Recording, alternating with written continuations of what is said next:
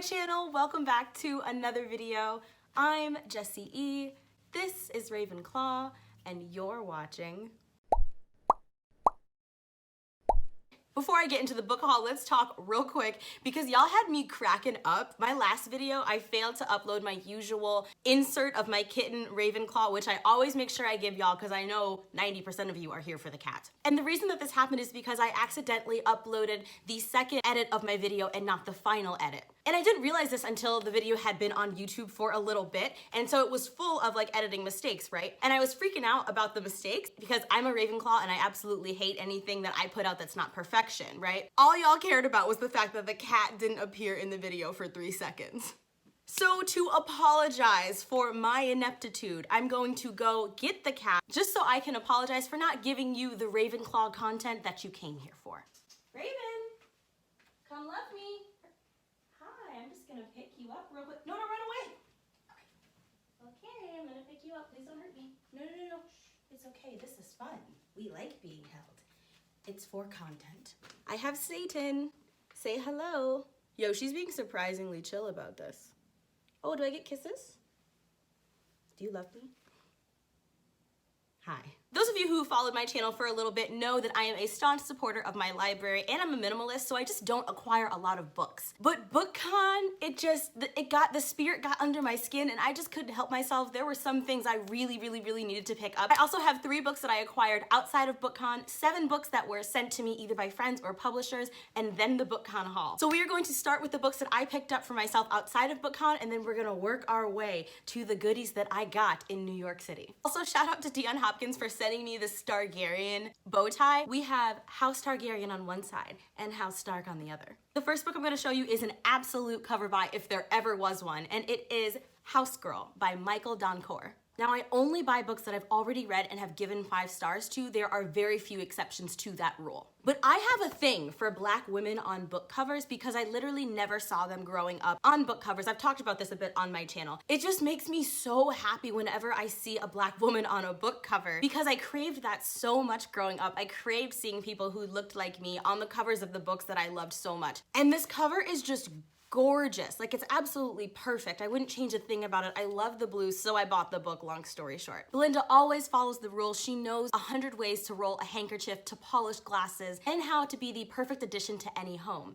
All of that starts to change when she meets Mary, who is an unruly 11-year-old girl also trying to learn the trade. But when Belinda's paths cross with a very rich and spoiled Londonite named Amma, everything Belinda knows about herself and her dreams gets thrown up into the universe's hands. Amma's wealthy family takes in Belinda in hopes that she will be a good influence on their unruly daughter. But Belinda has a lot of conflicted feelings about leaving behind this 11-year-old girl that has become basically like her sister. And so it's the story about identity and duty, and it has cross-cultural settings. Some of the book takes place in Ghana, some of it takes place in London, and I'm just ready for this book to take me on the journey that I desire. The next book I picked up is probably gonna be one of the most messed up books I'll ever read. It's called The Life We Bury by Alan Eskins. This book is a psychological thriller that has won at least 5 awards since the time of its release. It follows a college student who goes to a nursing home and interviews a dying Vietnam veteran for his English class assignment. Now, this veteran is a convicted murderer and a rapist who has spent the last 30 years of his life in prison for his crimes. But he's recently been released from jail on medical parole. Now, the college student, whose name is Joe Talbert, cannot believe that this sweet, sprightly old man in front of him is also a war criminal. As the veteran begins to tell Joe his story, Joe finds it harder and harder to believe that this man was capable of committing such horrible acts. So he and another student start digging into this man's past, which causes Joe to confront his present, where he has abandoned his autistic brother in the care of his very dysfunctional and unstable mother. Now, I absolutely adore morally gray books and morally gray characters, so I'm absolutely ready for this book to throw me in a tizzy. So I'm really excited for all of the suspense of this novel, as well as the themes about morality and what each individual is truly capable of. Now, the last book I got for myself before I get into the book sent to me by publishers is The Goldfinch by Donna Tartt. Now, The Goldfinch and The Life We Bury were just being given away for free in my apartment building, which is why I picked them up. And this copy of The Goldfinch is very well loved. And I honestly didn't have an interest in reading this book before I physically picked it up and read the description and looked at it. This book is a chunky monkey. She is a thick girl. And I love me a big, big book to curl up and snuggle into. Okay, I should probably tell y'all what this is about. So for those of you who don't know, this book won the 2014 Pulitzer Prize for Fiction. And it's about 13-year-old Thomas, who is taken in by a wealthy benefactor after his mother is killed in a violent car crash that he himself survived. Now, Thomas survived this accident only to be sucked into the dark, enticing criminal underworld. And he embarks on a journey of obsession, survival, and grief. This book is coming out into a movie, I believe, this year, and I watched the trailer. It looks phenomenal, and I am so excited. And now I have a nice fat stack of books sent to me that I'm going to get into before we hop into the BOOKCON Haul. I'm sorry.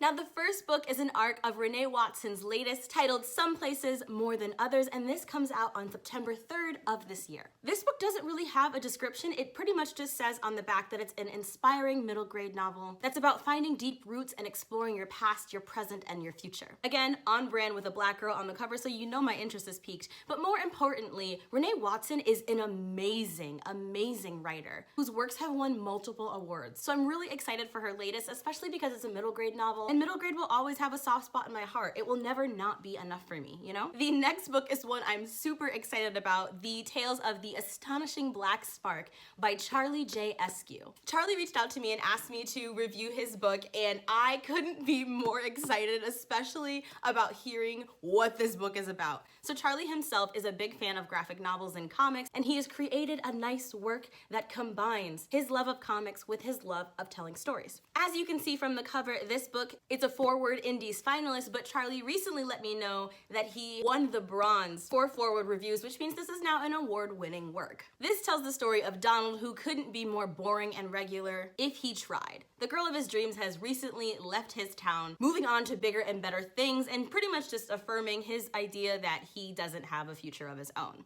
Well, that changes when he gets struck by lightning and gains superpowers. And as he explores and enjoys his new abilities, Donald finds that being a superhero comes with a price tag and that he might be in for more than he bargained for. The next book I have is Kings, Queens, and Inbetweens. I talked about this in my June TBR. This was sent to me by Jordy from Jordy's Book Club over on Instagram. And if you've been following me on Instagram, you know that I have already read this book. I love it. I'm gonna talk about it extensively in my wrap up. It's been my favorite read of this month so far. And to give you a quick summary, a quick breakdown, it is about a young 17-year-old girl named Namah who's in love with her straight best friend. And after this girl inevitably breaks Namah's heart, Namah becomes absolutely fascinated with drag culture. She meets a drag queen who begins to mentor her, and she embarks on a wonderful drag-tastic journey. Then I have Namah by Sarah Blake. I'm about halfway through this book, and I am loving it. I also talked about this in my June TBR video. It is a retelling of Noah and the Ark from the perspective of Noah's wife. The next book I have was one of my most highly anticipated releases of 2019. It was sent to me by Riverhead,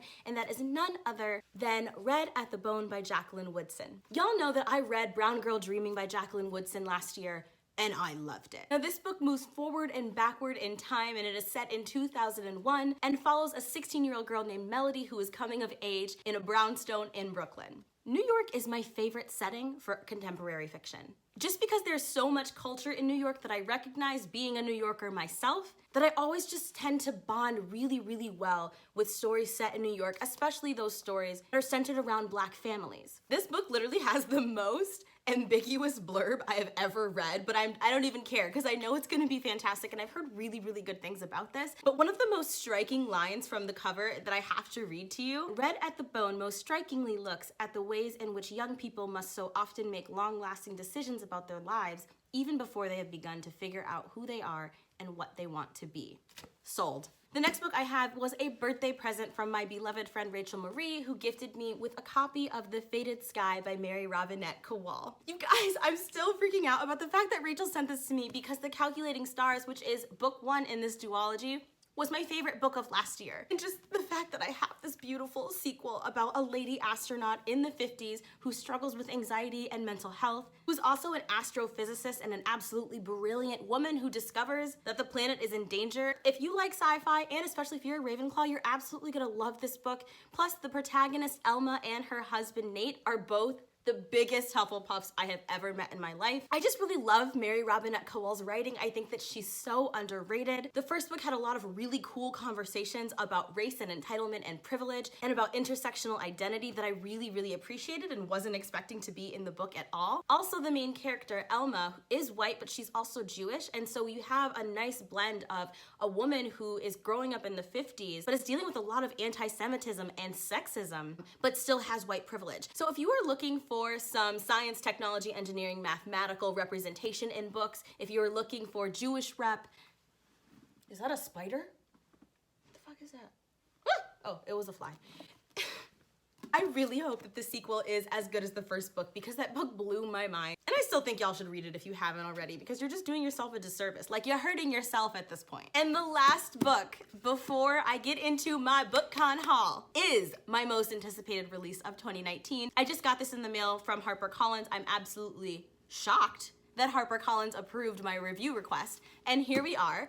That book is Dear Haiti, Love Elaine. When her school presentation goes devastatingly wrong, Elaine is shipped off to her family in Haiti, where she has to spend 2 months doing a spring volunteer project. Elaine finds that she is definitely not there to vacation, as she is placed under the incredibly watchful eyes of her Tati, who is a leader at this nonprofit. As Elaine is meeting Haiti and connecting with her Haitian heritage for the first time, she's also falling in love with a person whose gender has not been described, so I'm really hoping for a queer romance, but she also confronts and finally learns the truth about her mother's breakdown. So basically, Elaine's life is a complete mess and she's doing her best to put it back together. One of the reasons I'm the most excited about this book is because it's told in a mixed media format with letters and emails. That can be a real palate cleanser, especially if you've been reading like a lot of literary fiction or just dense books in general. And I also love that this book was written by 2 sisters. When I was at BookCon, I was trying real hard to get an arc of this book. I met Micah and Maritza. They were sitting at a booth where they were selling this book,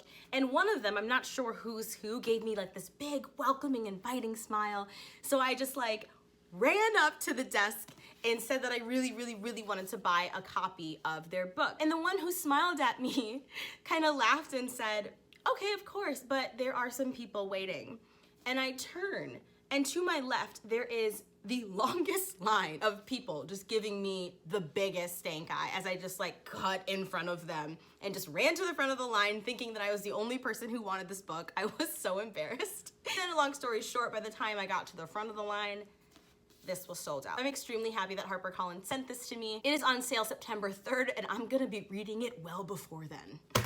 Now it's time for the BookCon haul. So the wonderful Kate from Chapter Kate was giving out these Booktuber Meetup pins, and I got one on the last day. I was so worried that I wasn't gonna get one during my BookCon experience, but tell me this isn't the cutest thing in the world. I need to figure out what to put this on. I also was incredibly blessed to meet Mason Deaver, who is the author of I Wish You All the Best. And when I met Mason, they gave me a I Wish You All the Best button and a really cute button featuring the characters in love from their book. I also may or may not have received an arc of I Wish You All the Best, and I also may or may not have had that arc signed by Mason. What even is life? Now, if for some reason that you don't know about this book, which has been talked about quite a bit within the booktube community, I'm gonna give you the down low real quick. Ben Tabakar comes out to their parents as non-binary and is promptly kicked out of their house. Ben is taken in by their sister, who they haven't seen in 10 years, and begins attending a new school when they meet Nathan. Nathan is also a non-binary individual, and Ben and Nathan start to get really, really close. They fall in love, and the book is about the 2 of them and their journey. Now, someone I'm really tight with on Bookstagram, Beautiful Bookish Bethany, gave me a tote for the care and feeding of Ravenously Hungry Girls by Anissa Gray. I read this book a couple months ago, and she knew that I really enjoyed it, so she gave me this tote bag, and I was carrying all my books that I got at BookCon in this bag. It is so sturdy, and it was so cool to get to meet her in person, and then she had this for me, and it gave me all the feels. And then my beautiful friend Francina from Francina Simone gave me an arc of Light It Up when I met her at BookCon. This book is on sale October 22nd, 2019, so I'm going to be reading it probably in August. But it tells the story of a 13-year-old black girl who is walking home in a hurry from school. She's got her hoodie up and her headphones on, and a police officer perceives her as fleeing, and he shoots and kills her. So Light It Up is a collection of perspectives from her family, her neighbors, her friends, even the police officer himself, about their perception of her after she died. So I love that this book is a series of vignettes that provide multiple viewpoints on a very multifaceted and devastating topic. And I can only imagine how triggering this book is going to be to read, so I'm going to be reading it gently and slowly. Now, I was lucky enough to meet Kaysen Callender, and I had purchased a copy of their newest work, Hurricane Child, and Kaysen signed it for me. While it says Karen, and I'm referring to them as Kaysen, Kaysen's name was Karen. That is now their dead name. Make sure that you address them as Kaysen and not Karen. They've also been very vocal about this on Twitter and are kind of asking the bookish community to really support their name change and get people to stop using Karen. This book is middle grade fiction, and it is about a young girl who is perceived as unlucky because she was born in the middle of a hurricane. Now, Carolyn lives in the Virgin Islands, and she definitely is not up on her luck. She's frequently bullied at school, and she is being stalked by a spirit that nobody else can see but her. On top of that, Carolyn has been abandoned by her mother and is dealing with intense feelings of grief. But all of that starts to change when a very cute new girl comes to school and Carolyn develops a crush on her. This new girl is from Barbados, and she and Carolyn embark on a journey to discover why Carolyn's mother abandoned her. And of course, this journey is going to take place in the heart of a hurricane. I also got a poster for Hurricane Child. I had to fold it up on the plane, so it's got a crease, but look how beautiful this is. Now, I've got 3 more books left. The first one is With the Fire on High by Elizabeth Acevedo. I was standing in line for something else when Elizabeth Acevedo was doing signings, so my beloved friend Justin from Ghost Reader went, bought me a copy, and also was kind enough to get it signed for me. I read and loved her last book, The Poet X. We read that for Blackathon, and it was absolutely phenomenal. And I know I was not alone in being completely stoked for her second book, which is about an Afro-Latinx teenager named Amani who has an amazing talent and penchant for cooking. She dreams of being a chef, but it's difficult with her having a 2-year-old child and still being in high school. She knows that there is no way she's ever gonna have time to pursue her dream, but she gets the opportunity of a lifetime that may change absolutely everything. I was lucky enough to receive an advanced reader copy of Slay. Slay is one of my highly anticipated reads. It's by Brittany Morris, and it tells the story of a young, brilliant 17-year-old girl named Kiera Johnson who is a gamer. Now, Kiera is a top student by day, and by night she joins hundreds of thousands of Black gamers who duel online in this secret multi-role player card game known as Slay. But when a teenager is murdered in Kansas City over a dispute within the Slay world, news of the game reaches the mainstream media and everybody loses their minds. Slay starts getting referred to as the downfall of Black people and basically as a violent hub for criminals and thugs alike. And as Kiera speaks up to defend Slay, she wonders if she can do this without also losing herself. Now, if you watched my BookCon vlog, you will know how important it is that I've received this book. I was standing in line for an arc of Slay at BookCon. I'm not gonna go into the whole story. If you're interested in seeing it, I will link the vlog up above and then you can check it out for yourself. Basically, I ended up crying in the middle of the BookCon floor because people were being incredibly mean and horrible in the line, and I just had to leave. And then Rhiannon from Crescent Moon Reads stepped in, and they were kind enough to send me a copy of this book and also the next book that you are about to see. So Rhiannon and I were both at BookCon together, and they knew that I wanted this book and the next book you're gonna see very, very badly, so it meant a lot that they were willing to send them to me. Slay comes out on September 24th, and the final book that I have here in my hands comes out in October. And this book is none other than The Imaginary Friend by Stephen Chbosky.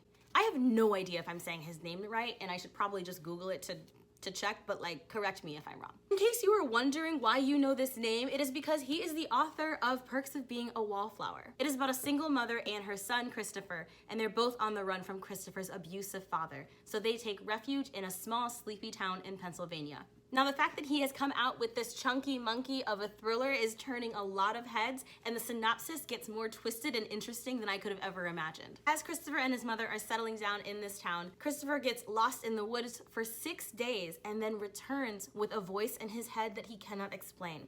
This voice tells him to do things. It tells him to start building a house in the woods, or else nothing in the town will be the same again. This book has been blurbed and received praise from Emma Watson, from RJ Palacio. I think it's gonna be a real struggle for me not to read this book immediately. I might add it to my TBR for July. Oh, I also did get this I Read YA tote, which is probably one of my favorite pieces of merch from BOOKCON, and on the back it says, be true to yourself. I need to get this tattooed. All right, y'all, that is it for my BOOKCON book haul. I hope you enjoyed this video. Please let me know which of these books you want me to prioritize and read first, because there's a lot here. I got a lot of books.